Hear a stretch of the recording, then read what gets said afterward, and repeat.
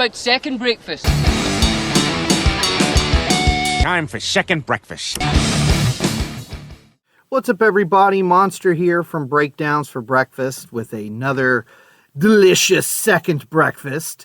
Okay, so I go to a lot of concerts, and every time I do, I like to come on here and tell you a little bit about my experiences. Within the past few months, we've talked about the Linkin Park tour, talked about Metallica, a couple more thrown in there, I believe, the New Metal Madness tour. So last night went to another exciting concert. Just in case anybody forgot, Monster is a dad and has a 6-year-old little girl and a 3-year-old little girl. So sometimes what that means is you go to concerts that maybe you wouldn't normally go to. Like, for example, last night we went and saw Danny Go. Now, if you don't know who Danny Go is, I'll explain here in a minute. But needless to say, this was a little bit different than some of the most recent concerts we've been to. So, a little bit of backstory here. Danny Go is a children's performer, sort of in the vein of a Blippi or Miss Rachel. But me and Mrs. Monster much, much prefer Danny Go to those. And here's kind of why I am. Number one, the bulk of Danny Go's content for kids is based around music. It's just songs about getting up and dancing and being active. And the lyrics are usually silly stuff about robots and dinosaurs and stuff like that. And he's got this group of characters that are also in these videos with him. But at the end of the day, he just acts like a person.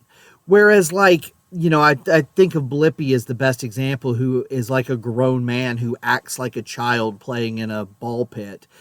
Danny Go just acts like a guy who makes silly songs. So I kind of prefer that kind of thing. And, you know, I don't know him personally, but I know he's from Charlotte, North Carolina, which is very, you know, close to where I live. And as a matter of fact, that's where we went and saw him in concert last night, May 4th, 2025. But he got into doing these songs. I believe it was for his nephew. It might have been his actual son. I do not remember off the top of my head, who had has some physical health, mental health issues. But, you know, some handicap issues there. And he just basically wanted to make some funny videos and fun videos to make them happy. And this thing blew up. And his videos have millions and millions of views. As a matter of fact, again, he is from Charlotte area, North Carolina. He had a show on the 3rd and the 4th. Both were sold out. Then we looked at some of the other dates, some in North Carolina, but then they're going on tour all the way out into like Texas and Arkansas, and all of these things are selling out. Now, where we saw him was at this place called the Ovens Auditorium, which is at the Bojangles complex. It's where the Charlotte hockey team, the Checkers, play. It's not a huge coliseum, and then the auditorium is a little bit smaller than that. I've seen a lot of these places popping up. It's like a 2,500 person theater. It's bigger than just like a club or like a theater, but it's not as big as like some kind of an arena or anything. So about 2,500 people, I think, is what the capacity was. And yeah, it was sold out. And boy, you could tell it was sold out. So let me tell you a little bit more about him. So he makes these videos that are mostly based around just songs. They're very short. They're very silly. They usually have a dance. Usually there's a game involved, like you're like running from sharks, trying to capture treasure, or the floor is lava, like those kinds of things. And he has this group of characters with him. Mindy Mango, which is actually his wife, and then there's this guy named Pap, who's like a scientist. Every time you see him, he's got on like a lab coat. There's a guy named Gerald, who's just a big dude. He plays drums And then there is my personal favorite, Bearhead, which is just a dude in a Hawaiian shirt with a giant bear head. And I love it. It's hilarious. And again, it's all, they do have videos of like them doing other things. Like there's one about like a pool party where they're like showing different like games you can play at the pool and stuff. There's one where he goes to an animal shelter and learns about how to take care of dogs and puppies and stuff. But the majority of it is music related. And so anyway, so we go to this show. Mrs. Monster, she is all over it. She got us really good tickets. We were about 6 or 7 rows from the front, right in the middle. It was great. But it's in Charlotte, which is about an hour and a half, 2-hour drive, depending on traffic. And there's always traffic. So we went and saw Metallica a few days ago before this and got stuck in, 3 lanes closed due to some kind of a wreck situation. Similar this time, we're trying to get into Charlotte. There's all kinds of congestion and stuff. Charlotte, get your shit together. Golly. Like, I mean, we used to go see basketball games there a lot. Every once in a while we'll go to a football game. Like I said, we go to concerts there. Charlotte is not a bad city. Like uptown Charlotte is kind of cool, but getting in and out of Charlotte, it seems like every time we go, it gets worse. So I don't know if it's a population issue or what, but do better. Anyway, we get there, we got some time to spare. So we're doing all right. Turns out if it's a show predominantly for kids between the ages of 3 and 8, they start earlier. So this show started at 5, which was cool for us because, having a bit of a drive there and back and having a 3-year-old and a 6-year-old, it was, we were home by like 9 something, which was not super late. I don't think we got back from Metallica till almost 3 in the morning. So, but we made some stops and whatever. So anyway, so we get there and did not have to pay to park. Was like, whoa, what a novel concept. You just park in the parking lot that was built for this arena. So fantastic. But they did have parking lot attendants that were really helpful, keeping traffic moving, a lot of little kids running around. So we get inside and this little auditorium, like open area is fairly spacious, but it is crammed full of people and little kids everywhere. And they have these giant, like, picture photo opportunities, I guess, with the characters from the show. And so, but they're like set up in like these areas where they're not like away from people. They're just slap dab in the middle of where everybody's standing. So everybody wants to take a picture with these giant, cutouts or whatever, but people are constantly moving back and forth. And so it's like your kids are running in front of other kids and, it's chaos, but it's all like good natured chaos, a lot of laughing and, everybody's having a good time. Now the merch booth. Now, of course there's merch, right? A little less expensive than Metallica. My Metallica shirts were $45 a piece. The Danny Go Tour shirts were $35.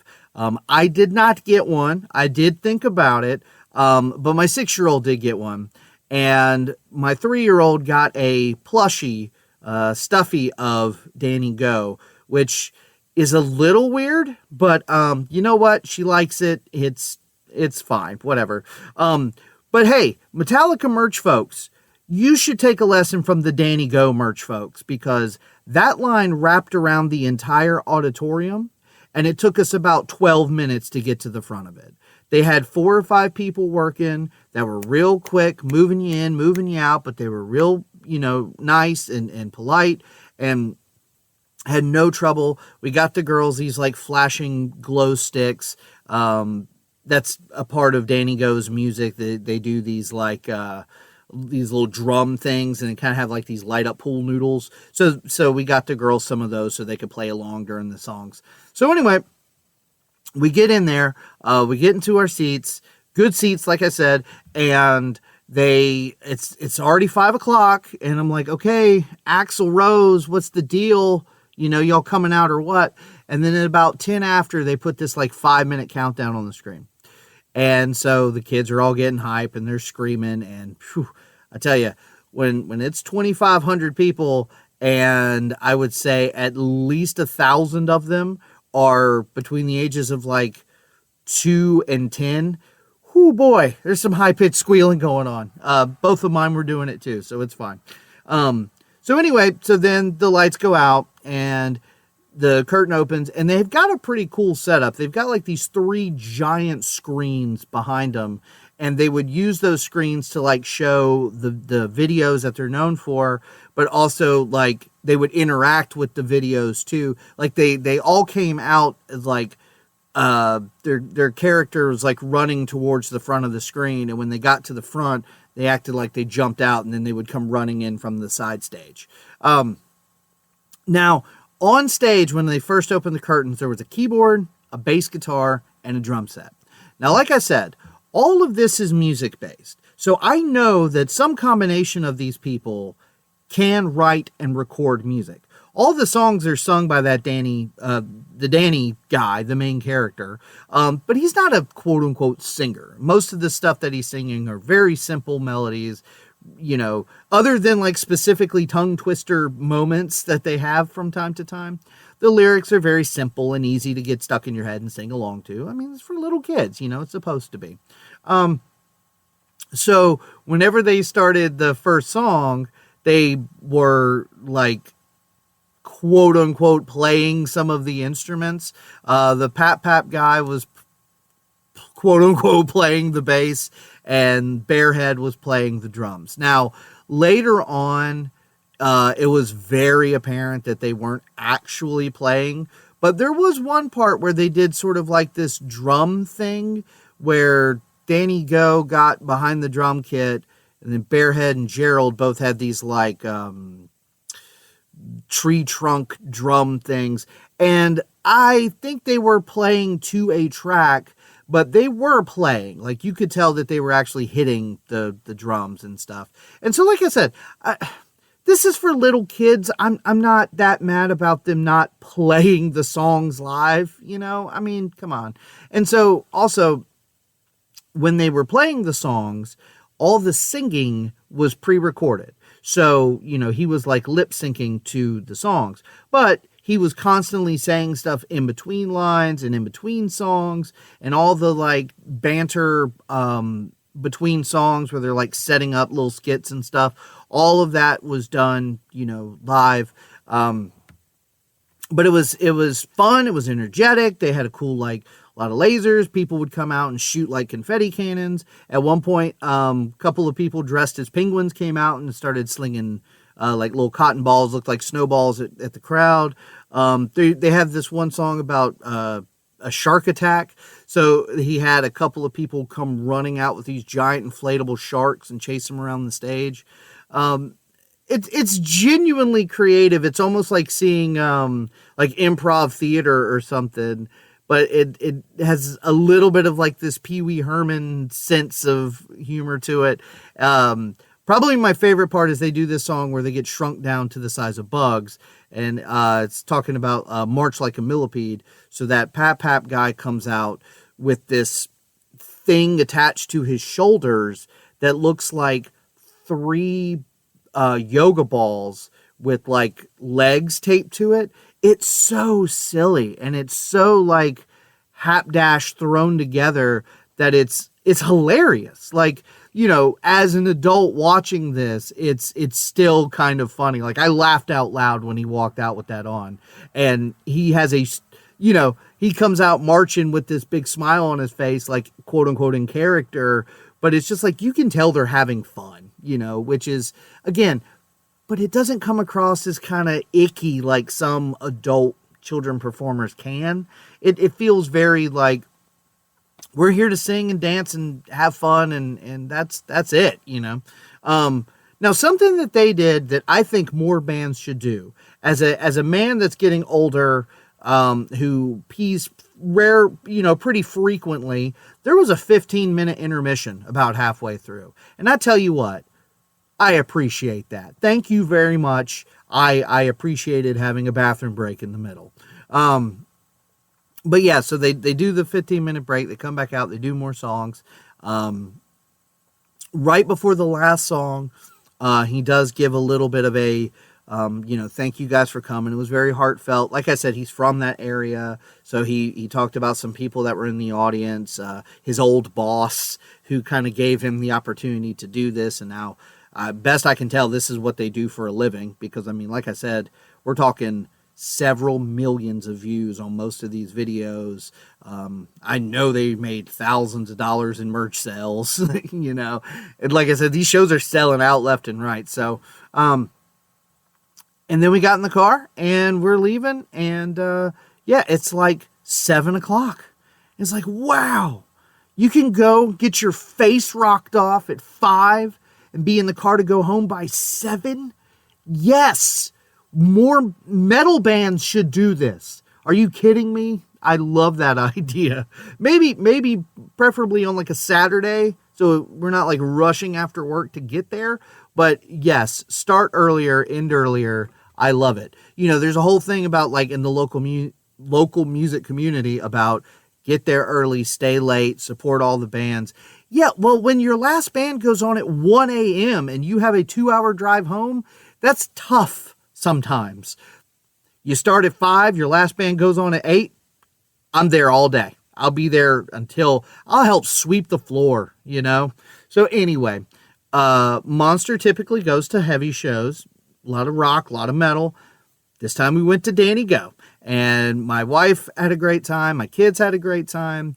If you have kids and you're looking for something that's a little more interesting and not as mind-numbing as some children performers, I'd highly recommend Danny Go. It's all positive. He seems like a genuinely good dude. The characters that he has, the songs that they write, it's all fun. It really is fun, and it gets your kids up, dancing around, running around the house, not just sitting there watching some other man-child pretend to run around. So anyway, yeah. Monster went and saw Danny Go, and it was fun, and I would do it again.